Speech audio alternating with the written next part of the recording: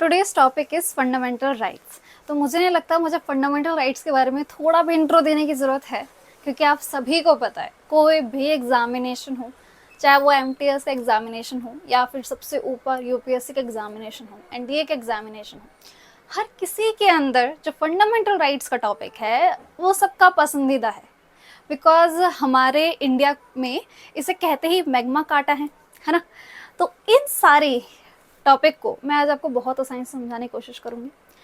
साथ ही साथ क्योंकि अब आपको पता है कि जो फंडामेंटल राइट्स है वो आर्टिकल 12 से लेकर 35 तक होते हैं, मतलब बहुत सारे आर्टिकल आपको याद करने हैं। टिप्स पे याद होने चाहिए कि ये तो यही होगा, आर्टिकल ये वाला ये तो यही होगा, क्योंकि यहाँ से क्वेश्चन उठ के ज़्यादा बन गया आपने। तो मैं आपको ट्रिक भी प्रोवाइड करूंगी जिसकी वजह से आप याद कर पाएंगे। ठीक है, तो वीडियो के साथ साथ चलते रहिए, ट्रिक लेते रहिए, समझते रहिए। ऐसे ही हम इस टॉपिक के ऊपर भी महारत हासिल कर लेंगे। एग्जैक्टली कॉपी पेन लेके बैठिए। ऐसे नहीं कि कोई मूवी चल रही है और बस आज तो मूवी देखेंगे, है ना, ऐसा नहीं। कॉपी पेन लीजिए, समझिए, चीज़ों को नोट करिए, नोट बनाना प्रिपेयर करिए अच्छे तरीके से, क्योंकि एग्जामिनेशन का स्टेटस देखना शुरू हो चुका है एमटीएस का। अब आपको पता चल चुका होगा कि आपके एग्जामिनेशन की डेट क्या है। सब प्रिपेयर करना हमें ज़रूरी होगा, है ना।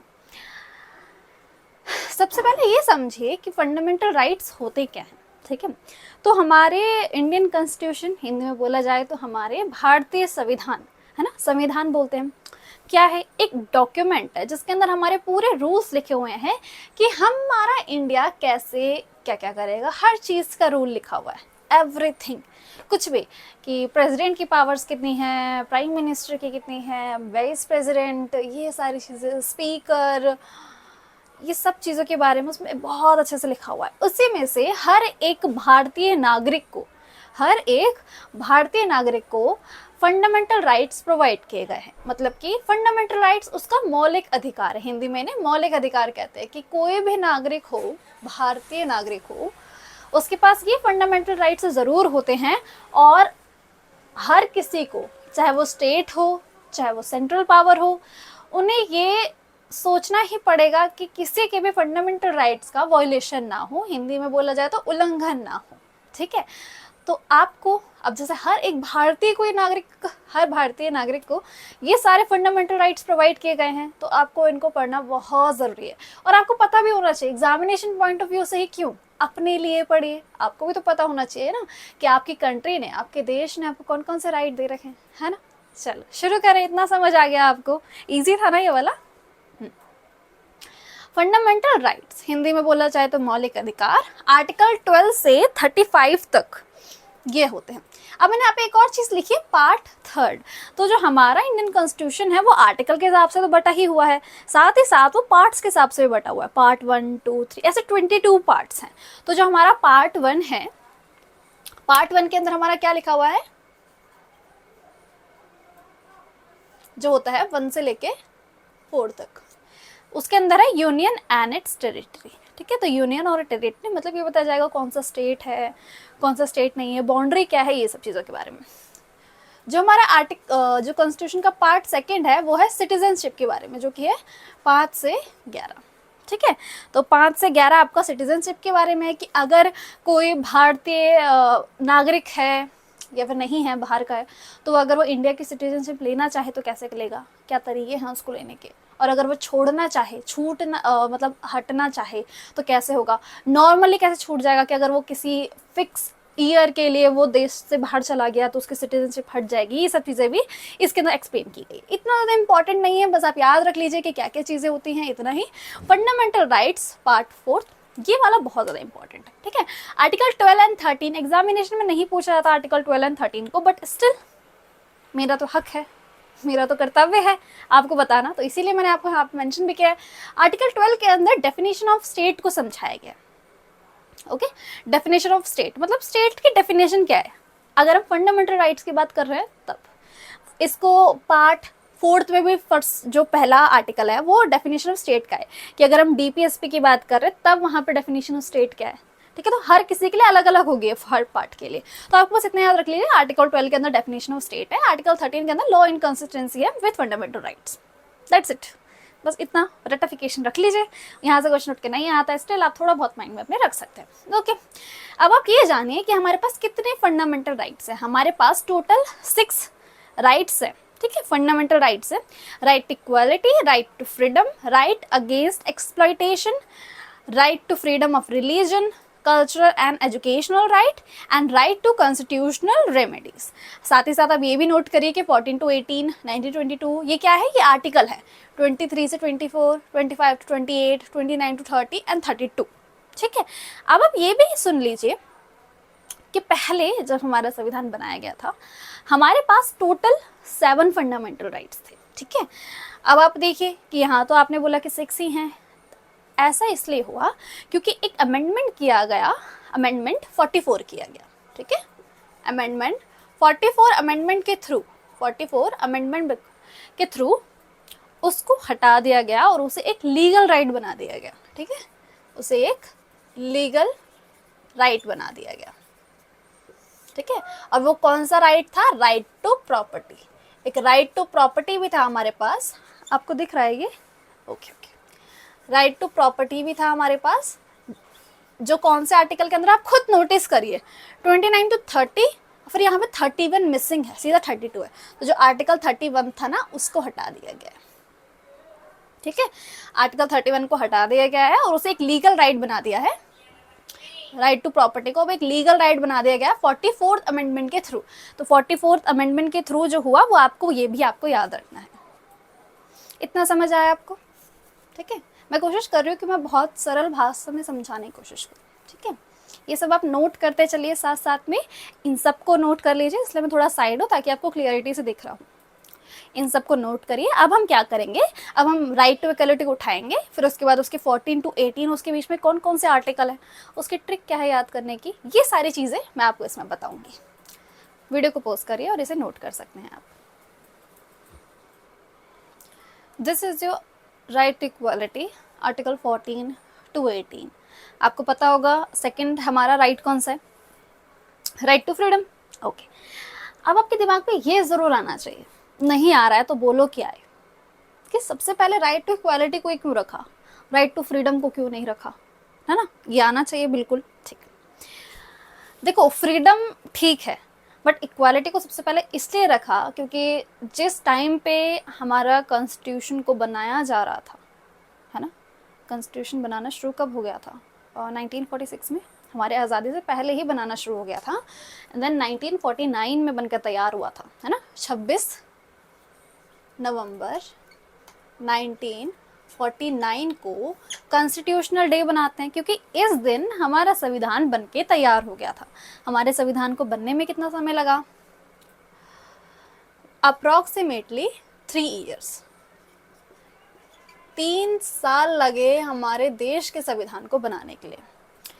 इसको एग्जैक्टली क्या था, 2 साल 11 महीने 18 दिन, इसको एग्जैक्टली याद रख लिए, 2 साल 11 महीने 18 दिन, इतना टाइम लगा। तो जो सिचुएशन थी उस टाइम की, तो आपको पता है पाकिस्तान के साथ हमारा इतना बड़ा झगड़ा टाइप समझ सकते हैं आप, वो हो रहा था क्योंकि पाकिस्तान एक नई चीज़ बन रही थी। हर जगह से बात हो रही थी कि मुस्लिम कम्युनिटी के लिए एक अलग सा देश बनाया जाए, जब हमें यहाँ पे मिल नहीं रहा, क्योंकि हर जगह ये भावना उत्पन्न हो चुकी थी कि हमें अपने पूरे अच्छी तरीके से इक्वालिटी नहीं मिल रही है, समानता हमें कहीं भी फील नहीं हो रही है। और जैसे कि आपको पता है कि हमारे इधर जाति की भी भेदभाव चलता है, कि जातिवाद, है ना, ये सब चीज़ें बहुत चलती हैं कि जाति में बड़ा है तो ये, मतलब अब लॉ के अकॉर्डिंग ना चले बट लॉ के बिना आप आसपास फील कर पाते होंगे ये सब चीज़ें। तो इसीलिए ही सबसे पहले जो कॉन्स्टिट्यूशन बनाने वाले थे उन्होंने यही कहा कि सबसे पहला राइट हमारा राइट इक्वालिटी ही होना चाहिए। हमारे देश के नागरिक को ये पता होना चाहिए कि भाई सबसे पहला ही ये है और हम सब समान हैं, चाहे वो अमीर हो चाहे वो गरीब हो, लॉ की नज़रों में, ठीक है। स्टार्ट करते हैं आर्टिकल 14। अच्छा देखिए मैं थोड़ा ज़्यादा धीरे समझाती हूँ ताकि अच्छे समझ आए, तो आप स्पीड थोड़ी बढ़ा सकते हैं, पर वीडियो को पूरा देखना, आधी नॉलेज होना बेकार है। या तो आप शुरुआत में ही स्किप कर दीजिए वीडियो को, अगर आप शुरू कर चुके हैं तो उसको एंड तक देखिए, क्योंकि नॉलेज आपकी आनी चाहिए, चाहे वो मेरी वीडियो से आए चाहे वो किसी और की वीडियो से आए, मुझे उससे मतलब नहीं है, बस पढ़ते रहिए, ओके। आर्टिकल 14 क्या है, इक्वालिटी बिफोर लॉ, मतलब कि हम सब बराबर हैं लॉ के आगे, इसको ना नोट भी करते रहिए साथ में, मैं साइड होके पढ़ाती हूँ, ठीक है, आपको क्लियर दिखेगा। इक्वालिटी बिफोर लॉ, ठीक है। आर्टिकल 15 क्या है, प्रोहिबिशन ऑफ डिस्क्रिमिनेशन, डिस्क्रिमिनेशन नहीं होना चाहिए, उसको मना किया गया है कि भाई बिल्कुल भी नहीं होना चाहिए, ठीक है। डिस्क्रिमिनेशन मतलब भेदभाव बोल सकते हो आप। आर्टिकल 16 क्या है, इक्वालिटी ऑफ अपॉर्चुनिटी, हर किसी को पूरी अपॉर्चुनिटी मिलनी चाहिए। हमारे देश में चाहे कोई भी नागरिक क्यों ना, अपॉर्चुनिटी में कोई उसकी कमी नहीं होनी चाहिए। ये नहीं कि कोई ज़्यादा अमीर है या जाति में बड़ा है तो उसको ज़्यादा अपॉर्चुनिटी प्रोवाइड की जा रही है, जो नहीं है उसको कम, ऐसा नहीं होना चाहिए, ठीक है। अबॉलिशन ऑफ अनटचेबिलिटी, अनटचेबिलिटी मतलब छुआछूत, पहले छुआछूत वाला बहुत होता था, अगर आप दलित जाति से हैं या फिर जो दलित लोग हुआ करते थे SC ST के, या फिर कोई अदर कम्युनिटी का भी कोई हो, तो उसके साथ भी ये चीज़ें बहुत होती थी। तो अनटचेबिलिटी को मना कर दिया गया कि भाई बहुत ज़्यादा बुरा चल रहा था, बिकॉज दलितों के साथ कितना बुरा हुआ है ये आपको पढ़ने से ही पता चलेगा, है ना। Abolition of title except military and academic, ये वाला इंपॉर्टेंट है, जरा इसको गौर डालिए। हाँ, इसने बोला है कि आप किसी को टाइटल नहीं दे सकते हो, है ना, आप किसी को भी टाइटल नहीं दे सकते हो, बस किस किस को टाइटल दे सकते हो, अगर वो इंसान मिलिट्री का है, अगर वो कोई मिलिट्री में बहुत ज़्यादा आगे रहा था, उसने बहुत कुछ किया हमारे देश के लिए, तो उसे आप कुछ अलग टाइटल दे सकते हो, लाइक शूरवीर या कुछ भी, कोई भी टाइटल आप उसे प्रोवाइड कर सकते हो जो गवर्नमेंट प्रोवाइड कर सकती है। या फिर वो अकेडमिक का है, अकेडमिक मतलब किसी भी फील्ड, अकेडमिक फील्ड से रिलेटेड है तब। बट अगर वो ऐसा सोशल वर्कर है, वो सब चीज़ें में आप उससे टाइटल नहीं प्रोवाइड कर सकते। तो अबॉलिशन ऑफ टाइटल, आप इसे नोट कर लीजिए। अब देखो मैं आपको जो बता रही थी, मैं ट्रिक जो बता रही थी, जिस तरीके से मैंने याद किया, देखो उस तरीके से आप सुन लीजिए एक बार, मैंने ऐसे याद किया है।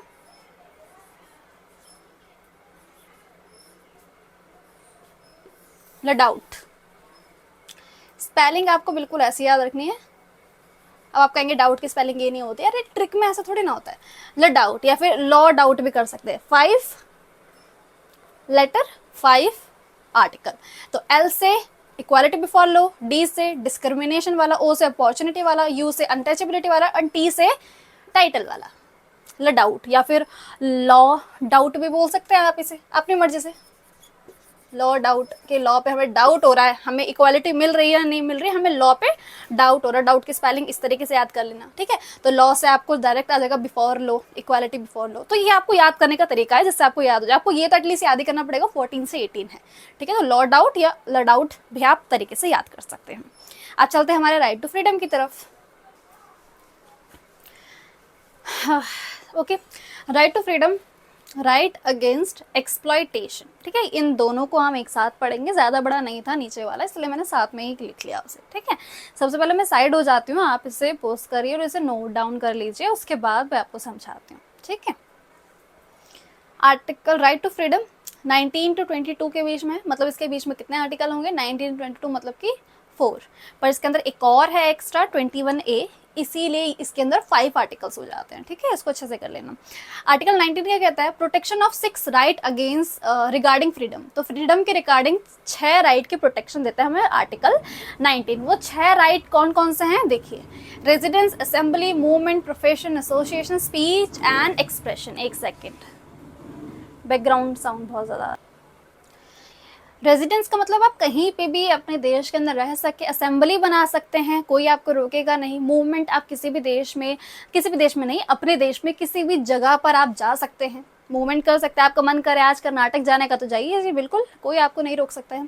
प्रोफेशन, आप कोई भी प्रोफेशन कर सकते हैं। प्रोफेशन मतलब कि ऐसा होता था ना, पहले जो जाति होती थी वो प्रोफेशन के हिसाब से बांटी जाती थी कि कोई अगर कोई धोबी है तो धोबी का काम, मोची है तो उसकी जाति मोची के हिसाब से होती थी। बट अब ऐसा कुछ नहीं है, अब आप किसी भी जाति के हो, कुछ भी चीज़ हो, आप अपने प्रोफेशन अपनी मर्जी से चूज कर सकते हैं, ठीक है। एसोसिएशन, कोई भी एसोसिएशन कर सकते हैं आप। स्पीच एंड एक्सप्रेशन मतलब कि आपको अधिकार है आपकी बोलने का भी और एक्सप्रेस करने का भी अपनी फीलिंग को, आपको कोई रोक नहीं सकता है कि नहीं भाई आपकी बात नहीं सुनी जाएगी, ठीक है।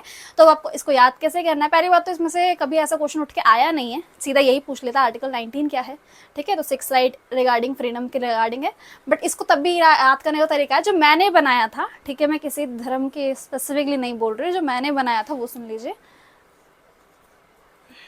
पेन ही चलना बंद हो जाता है, ठीक है। तो यहाँ से देखो, RAMPAS, राम पास, मतलब राम पास हैं ऐसा करके कुछ।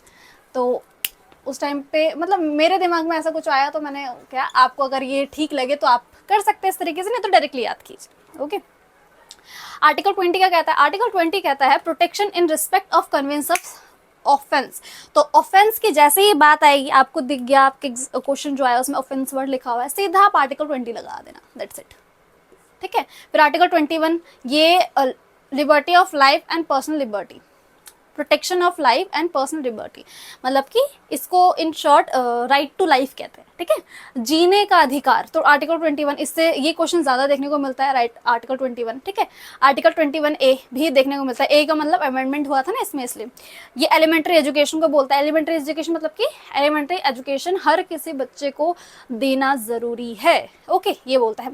आर्टिकल 22 आपको जैसे ही दिख जाए अरेस्ट की बात, डिटेंशन की बात, तो आप डायरेक्टली आर्टिकल 22 लगा देना। ओके, इतना समझ आया आपको? अच्छा, इसको याद करने का तरीका क्या है? ठीक है, वो बता देती हूँ मैं आपको। मैंने इस तरीके से याद किया था, ऐसे किया था, फॉलेड। ठीक है, क्या याद किया? फॉलेड। आई गेस दिख नहीं रहा है ना, दिख रहा है? अच्छा, चलो अभी ऐसे मैनेज किए। एफ से फ्रीडम के रिगार्डिंग 6 रूल। ठीक है, ओ से ऑफेंस, एल से लिबर्टी, ई से एलिमेंट्री एजुकेशन एंड डी से डिटेंशन। तो ऐसे फॉलेड करके आप फ्रीडम से याद कर लेना, फ्रीडम की शॉर्ट ट्रिक फॉलेड, तो ऐसा कुछ हो जाएगा आपको याद। ठीक है, ये मैंने खुद बनाई है, आप चाहे तो अपनी मर्जी से भी कोई भी ट्रिक बना सकते हैं। ये मैं आपको बता रही हूँ कि अगर चाहते हैं आप ये करना तो ये कर सकते हैं। ठीक है, अब तीसरा पढ़ते हैं, राइट अगेंस्ट एक्सप्लॉयटेशन। एक्सप्लॉयटेशन के अगेंस्ट, एक्सप्लॉयटेशन का मतलब क्या होता है? हिंदी में बोला जाए तो शोषण। देखो, शोषण का मतलब हमेशा रेप ही नहीं होता है, अलग तरीके के शोषण भी हैं। ठीक है, बट ज्यादातर शोषण को ऐसे रेप की तरह देखा जाता है। ओके, आर्टिकल 23 एंड 24 सिर्फ 2 ही इसके अंदर आते हैं। ठीक है, आर्टिकल 23 एंड 24। आर्टिकल 23 क्या कहता है? जैसे आपको लगे कि भाई फोर्स लेवल की बात हो रही है या फिर ट्रैफिकिंग की बात हो रही है, तो आप आर्टिकल 23 लगा देना सीधा। ठीक है, और अगर आपको दिखे कि आपको फैक्ट्रीज की बात हो गई कि बच्चों को आपको फैक्ट्री पे भाई कोई जॉब नहीं करवानी है, ठीक है, तो 14 ईयर्स वाला, ठीक है, 14 ईयर्स से नीचे किसी बच्चे को आपको फैक्ट्री में जॉब नहीं करवानी है, तो वो आप डायरेक्टली आर्टिकल 24 लगा देना। इसकी कोई ट्रिक ऐसे कोई खास है नहीं इसकी। ठीक है, बस ऐसे डायरेक्टली याद कर लेना, 2 ही तो आर्टिकल याद करना है, डायरेक्टली याद कर लेना, तो अपनी मर्जी से बनाइए कुछ चीज़ें। ओके, अब चलते हैं अपने 4th फंडामेंटल राइट की तरफ। 4th and 5th one, right to freedom of religion and cultural and educational right. ठीक है, 25 to 28, 29 to 30। ठीक है, मोस्टली हम वीडियो के एंड पे आ चुके हैं, बस थोड़ा सा और वेट करिए, खत्म हो जाएगी वीडियो, देन आप कुछ भी कर सकते हैं, पढ़ाई करना। ठीक है, आर्टिकल 25 क्या कहता है? Freedom of free propagation and practice of religion, मतलब आप अपने धर्म का प्रचार प्रसार कर सकते हैं, आपको ये नहीं रोकेगा अनटिल एंड अनलेस किसी दूसरे को उससे कोई दिक्कत ना हो रही हो। ठीक है, article 26, freedom to manage religious affair. Manage, अगर रिलीजियस अफेयर में कोई दिक्कत आ गई है, अफेयर हो गए हैं, अफेयर हो गए, रिलीजियस अफेयर को मैनेज करने के लिए आर्टिकल 26, जो कि एग्जामिनेशन पॉइंट ऑफ व्यू से इंपॉर्टेंट है। यहाँ से क्वेश्चन आपको बार बार देखने को मिलेगा। एसएससी एमटीएस 2022 का जो एग्जाम हुआ था मई में, उसमें भी ये क्वेश्चन डायरेक्टली उठ के आया था। बताइए, freedom to manage religious affair का कौन सा आर्टिकल है? तो आर्टिकल देख के बताना था आपको। ठीक है, आर्टिकल 27, ये क्या लिखा है मैंने? फ्रीडम फ्रॉम, अच्छा फ्रीडम है, सॉरी यहाँ पे फ्रीडम लिख लीजिए। Freedom from payment of taxes for propagation of religion, मतलब अगर आप अपने धर्म का प्रचार कर रहे हैं, प्रसार कर रहे हैं, तो आपको गवर्नमेंट को कोई भी टैक्स नहीं देना पड़ेगा। ठीक है, तो रिलीजन के नाम पे आपको कोई भी टैक्स नहीं देना होता है। ओके, फ्रीडम, अब article 28, freedom from attending religious institute और worship in certain educational institute, आपको पूरी फ्रीडम है, स्वतंत्रता है कि आप अपने एजुकेशनल इंस्टीट्यूट को अटेंड कर सकते हैं, उसमें वर्शिप कर सकते हैं। एजुकेशनल इंस्टीट्यूट कुछ भी हो सकता है, मंदिर हो गया, मदरसे हो गया, मस्जिद हो गया, किसी भी चीज़ को आपको कोई नहीं रोक सकता। इन सब चीज़ों की फ्रीडम प्रोवाइड की है हमारे कॉन्स्टिट्यूशन में। चलो अब आपके ट्रिक की बात कर लेते हैं ना, बहुत टाइम आप तो ट्रिक लिए बैठे हुए हो। फेथ, फेट का मतलब क्या होता है? देखो, इसका मतलब होता है नियति या किस्मत। तो ऐसे याद रखिए कि हमारी किस्मत होती है ना कि हमें कौन सा रिलीजन मिलेगा। मतलब पैदा होते ही बच्चा अगर किसी हिंदू परिवार में पैदा हुआ तो वो भी हिंदू हो जाता है ना, बाद में अगर वो चाहे तो अपना धर्म परिवर्तन कर सकता है। तो फेथ है, नियति है कि कुछ भी हो सकता है, आपको किसी भी रिलीजन में जाने को मिल सकता है। तो ये फेथ से आप याद रख लेना। 4 आर्टिकल 4 लेटर, F से फ्री प्रोपगेशन, A से अफेयर, ठीक है, अफेयर याद रख लेना, T से टैक्स, E से एजुकेशन इंस्टीट्यूट, वो कुछ भी हो सकता है एजुकेशन इंस्टीट्यूट, ओके, ये आपकी ट्रिक आपको काम आ जाएगी। कल्चरल एंड एजुकेशनल राइट, सबसे पहले समझिए होता क्या है कल्चरल एंड एजुकेशनल राइट। ये आर्टिकल बनाया है किसके लिए है ये वाला, तो ये माइनॉरिटी के लिए बनाया हुआ है। माइनॉरिटी को हिंदी में बोलते हैं अल्पसंख्यक। क्या कहते हैं? अल्पसंख्यक, मतलब कि जो हमारे भारत के अंदर जिनकी जो संख्या है वो कम है, वो किसी भी धर्म का हो सकता है, किसी भी चीज़ होती है, कोई ट्राइब हो सकती है, कुछ भी चीज़, तो उनकी माइनॉरिटी में उनको गिना जाता है। मेजॉरिटी मतलब कि लाइक हिंदू, तो उनको मेजॉरिटी में गिना जाता है। तो जिनकी संख्या हमारे भारत के अंदर कम है उन सभी को माइनॉरिटी में इंक्लूड किया जाता है। तो कल्चरल एंड एजुकेशनल राइट, इसको याद करने का तरीका ही मैं देखो आपको ये कहीं नहीं मिलेगा, सुन लीजिए अच्छी तरीके से। ये जो इसका नाम है cultural and educational right, 2 word हैं कल्चर एंड एजुकेशन, और 2 आर्टिकल है 29, 30। तो इन दोनों में बात ही इस चीज़ की हो रही है कि माइनॉरिटी के कल्चर को प्रोटेक्शन देंगे, कल्चर को, एंड उसके एजुकेशनल राइट, एजुकेशनल इंस्टीट्यूट उसे स्टेबलाइज करने का और एडमिनिस्टर करने का पूरा हक है। मतलब जो उसके नाम है वही आर्टिकल 29 कहता है कि अगर कोई माइनॉरिटी है तो उसकी लैंग्वेज को प्रोटेक्शन देना होगा, कि उसकी लैंग्वेज को कुछ ना हो, स्क्रिप्ट जो भी उनके स्क्रिप्चर्स होते हैं, कल्चर, उनके कल्चर के ऊपर कोई इफेक्ट ना पड़े मेजॉरिटी का, तो ये प्रोटेक्शन देता है आर्टिकल 29। और 30 क्या कहता है? माइनॉरिटी को स्टेबलाइज, मतलब किसी भी एजुकेशनल इंस्टीट्यूट अगर आप लगाना चाहे, शुरू करना चाहे कर सकते हैं, उसको एडमिनिस्टर करना चाहे वो भी कर सकते हैं। तो इसके नाम में ही इसका वो है, तो उसमें कोई ट्रिक की जरूरत नहीं पड़ेगी। एग्जैक्टली अगर आपको नाम याद है और ये याद है कि 29 और 30 है, तो वहीं से आपका काम बन जाएगा। लास्ट राइट की तरफ चलते हैं। ओके ओके 6 हमारा राइट है, right to educational remedies. Educational या फिर एडुकेशनल रेमेडीज का मतलब क्या होता है? इसको हार्ट एंड सोल भी कहा जाता है। क्या बोलता है? Heart and soul of Indian constitution. ठीक है, तो कॉन्स्टिट्यूशन लिख देती हूँ। ये आपको क्वेश्चन देखने को भी मिल सकता है कि बताइए heart and soul of the Indian constitution कौन सा आर्टिकल है? तो आर्टिकल 32 को बोला जाता है। इसका मतलब क्या है? देखो, इसको इजी तरीके से समझिए कि कहता है कि जैसे मैं हूँ, मुझे ऐसा लगता है कि मेरे फंडामेंटल राइट्स का जो मुझे सरकार ने प्रोवाइड किए हैं, मेरे कॉन्स्टिट्यूशन ने प्रोवाइड किए हैं, उनका वायलेशन हुआ है। वायलेशन मतलब कि उल्लंघन हुआ है। मुझे नहीं लग रहा है कि मेरे जो फंडामेंटल राइट्स है वो प्रोटेक्टेड है। कुछ भी चीज़ हो सकती है, या फिर मुझे इक्वालिटी फील नहीं हो रही है, मुझे किसी चीज़ की फ्रीडम नहीं प्रोवाइड की जा रही है, इस चीज़।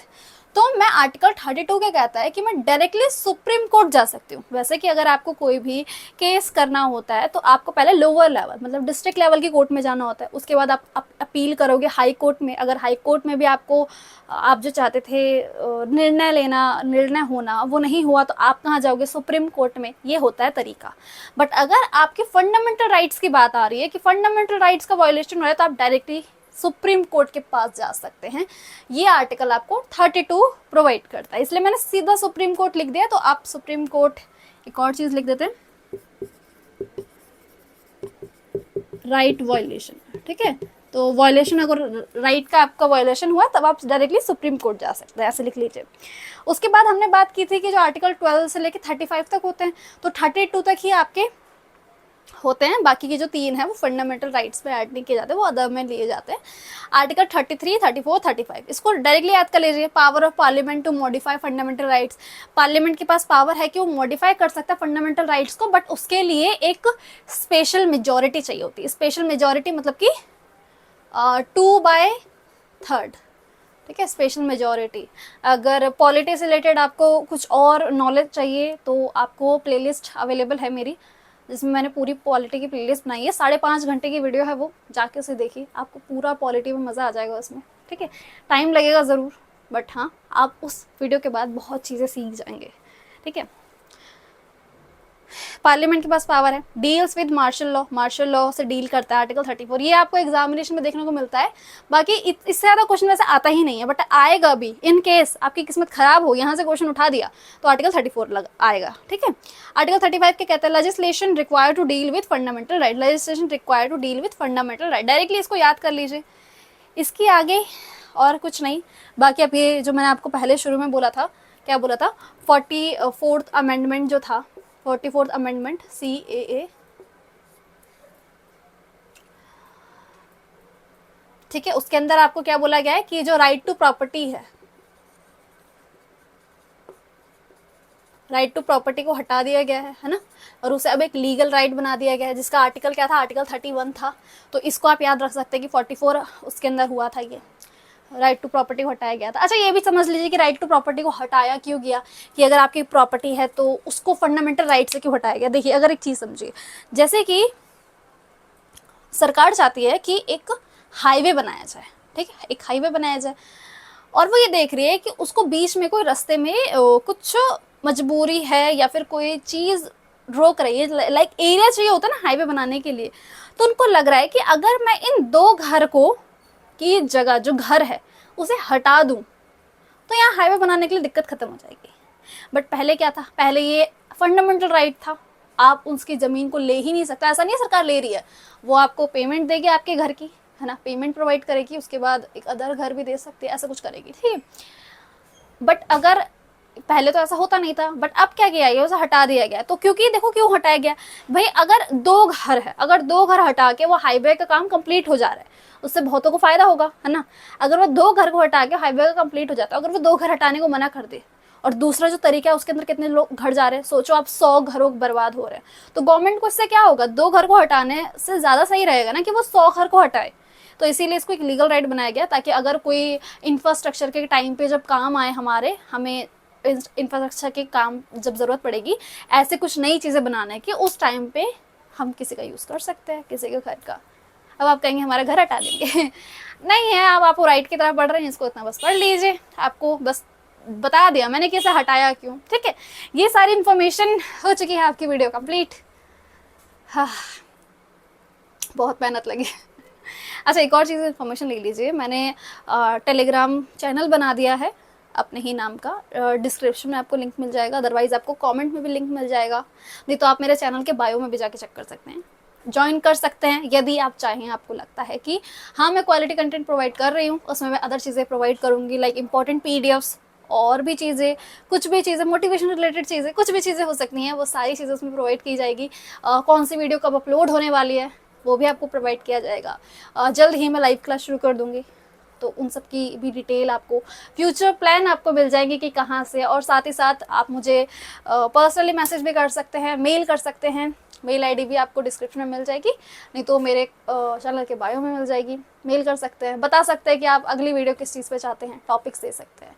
थोड़ा सब्र ज़रूर करना, ये नहीं कि आज आपने बोला कि मैम ये वाले टॉपिक के ऊपर वीडियो बनाओ और मैम कल ही लेके आ जाएगी, ऐसा नहीं होगा, क्योंकि मेहनत लगती है। पहली बात, आपको कंटेंट ढूंढना पड़ता है, मुझे एनालिसिस करना पड़ता है कि इंपॉर्टेंट क्या है, ये सब चीज़ें भी तो है ना। डायरेक्टली ऐसे थोड़ी ना कि मैं उठा के बस आपको छपा दे रही हूँ, उसमें बताना भी है ना। और साथ ही साथ में कहाँ से क्वेश्चन उठ के आ रहा है ये भी मुझे देखना होता है, PYQ एनालिसिस करना होता है। इसी वजह से मुझे वीडियो शूट करने में टाइम लगता है, अपलोडिंग में भी, ठीक है। इतना समझ आ गया आपको। So see you in the next one, bye bye.